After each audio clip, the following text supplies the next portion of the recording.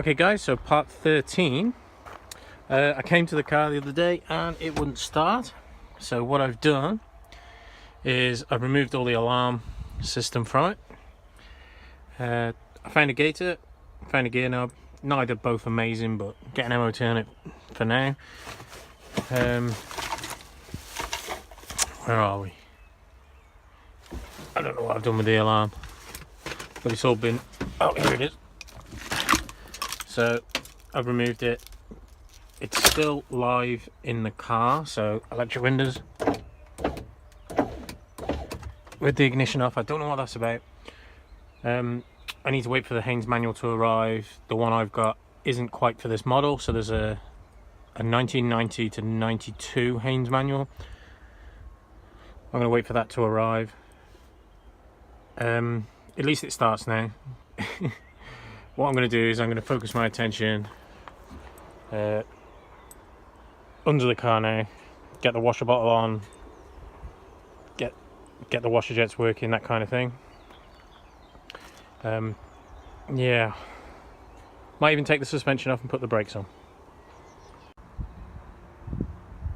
Okay, so got the shocker off. Shocker doesn't actually look that bad, but I'm putting lowering springs. Well, I'm putting lowering shockers on it. G-Max I think are going on it. I'm gonna get all this cleaned up. Just the scabs. Thankfully no rot up there, it's just scabs. It's where the battery has obviously leaked down as well, so areas like that. I'm just gonna get some primer, some paint, and then get some of the Tiger Seal over the top. You know, I'm not bothered about presentation, just stop it rusting. A couple of things. The pinch bolt was non-existent. They'd used that through the bottom of the shocker, so there was no pinch bolt. This just fell apart, this stabilizing bar, so I've had to order 2 of those. Probably could have gotten from a shop or a garage. They were £10 a pair, so I'm just gonna have to wait a few days for them. But now's the time to get this side cleaned up. Have I noticed anything else? No, not really. I'm gonna get the wishbone changed out as well. Do the paint first, get the shocker on, and then put that up, and then remove that. Seems the easiest way. Yeah. Okay, so rust killer is on. I'm just going to let it dry now. I've spread it around as much as I can, and I've put quite a bit on, in all honesty. I'm not going to come back to the car now for 12 hours. I'm just going to let it do its thing, spread it around as much as possible. Then what I'll do is I'll get in there with some emery paper, something coarse, just rub it down again, treat it again if needs be. If not, I'll get it primered up, bit of etch primer, then primer, paint, then probably stone chip it, or Tiger Seal. I'll probably Tiger Seal some of these little areas. Stop water sitting in them, in all honesty. But yeah, that's that. Okay, so I've stone chipped it. I've had quite a few runs here, but it doesn't matter, no one sees it. I cleaned as much oil as I could off using the pre-wipe. I used it on a brush and a rag and just got as much off as I could. I used etch primer and then the stone chip, and you know, it's these areas that were most important, the ones that were just starting to rust. I'm going to leave that now. Obviously I've done all up in there as well. That was priority, the turret. I'm going to leave this to dry now and get the shocker on. And then this can be bolted back up, and then I can get the wishbone off. I know a lot won't probably agree with what I'm doing here, but the car is not a show car. So what I've done is I've gone underneath and I've looked for anywhere that's cracking, the underseal, anywhere that the underseal's cracking, and just obviously putting the tiniest bit of primer on. So this is a good example. I've done that side, but not this side. So underseal's all cracking here. What I'm going to do is I'm going to get all the loose bits of underseal off this side, like I did on the other side. So apply a brush, you know, pick it off with my fingers, use the heat gun in places if needs be. What I'm then going to do is, where it's cracking, I'm just going to put some Tiger Seal on it. Oh, so first of all, etch primer, then a bit of Tiger Seal, and over the top, stone chip. guys, it's not a pristine car. It's just gonna last me for 5 years. That's all the plan is, you know, get it on the road, tittle with it another time. So while I'm waiting for that wheel well to dry, just get anywhere that's cracking. So this is a good example. It's all cracking here. Get that off, seal it up with Tiger Seal. It'll be good for a long time, and then I can just keep coming under and checking it with the ramps, you know, once a year. Just come under, check it. Downside is people might think it's had loads of welding, especially the MOT centre, but I know it hasn't. And yeah, there's not much I can do about it really. Might advise it maybe, but it's not rotten. I'm just tidying it up. Yeah.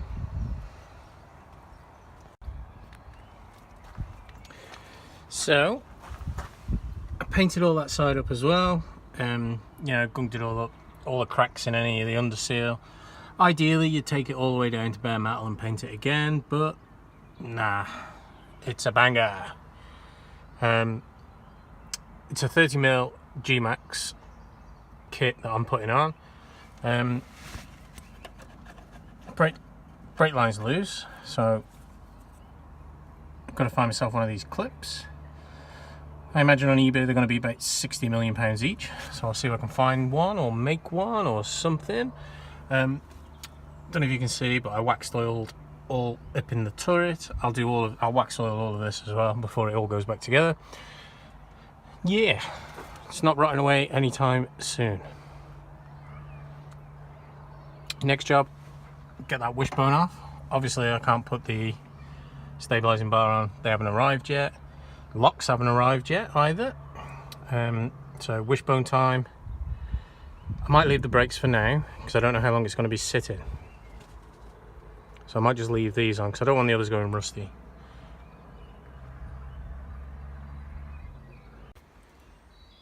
Well, I've looked all over this Mark IV front end and there's not one clip worth a toss.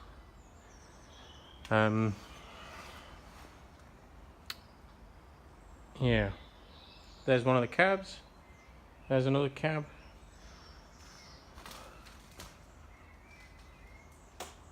Shame that. Might be a job for the scrapyard. Wishbone is off. Rubber's all split on the back end. I've got a genuine Ford one to go on. Don't even remember buying this. It's been in the shed that long.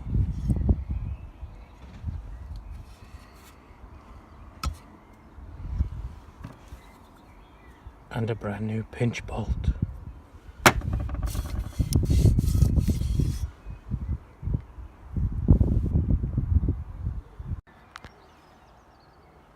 So, wishbone is on, new pinch bolt, washer bottle.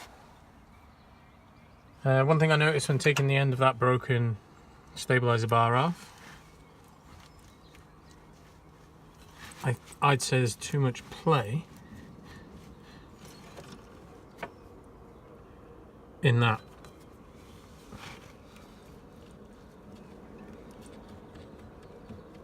Yeah, far too much play. So I have to get some of these bushes ordered. It's very possible the acid has done that. So you can see all the remnants of the acid here, well, it went there as well. Oh yeah, far too much play. Always something.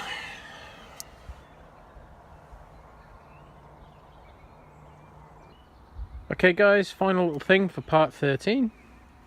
The hydraulic pipe on the motor had a hole in it. In all honesty, I think I melted it when I was welding it. My mistake. I went to take one off the Mark 6. It's different. I think this is more in line with the Mark 4. The Mark 4 pump. I'm waiting on bits, so I'm waiting for a bush. I'm waiting for stabilizer bar. I want to show you this.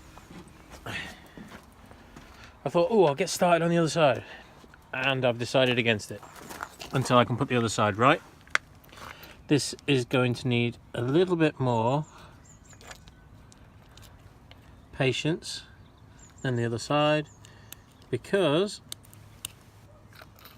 the wheel lug, I guess, on the hub has snapped clean off. Metal fatigue. So I've got to wait for the other side, the bits for the other side, put that back together, then I'll start on this side. So I'm going to have to replace the whole lot, no doubt, on this side as well as the hub. Hopefully the drive shaft is the same as the Mark 6, so if you know, let me know, because I know I've got one of these complete units that I can just swap out, you know, where it bolts onto the wishbone, hub and everything else. So if I pull the wishbone, I'll just pull this unit off. I've got a sneaking suspicion the 1600 Mark 5 is going to be different to what I've got in the shed. I think the drive shaft's very thin on these in comparison to the Mark 6, but I don't know. If you know, let me know. I'm kind of at stalemate time until bits come. I've ordered Haynes manual. I've ordered lock set. The guy actually messaged me today. Yeah, it broke off as well. So the old key broke clean off. The guy messaged me. He said he's coded all the locks. They're on the way back to me, so that'll be good. I did have an idea. I wondered if the Mark 6 clocks would fit in this. So I might have just, you know, a little play. I'm going to have a tidy up because there's so much junk. But yeah, this is going to conclude part 13. It's going on much longer than I anticipated.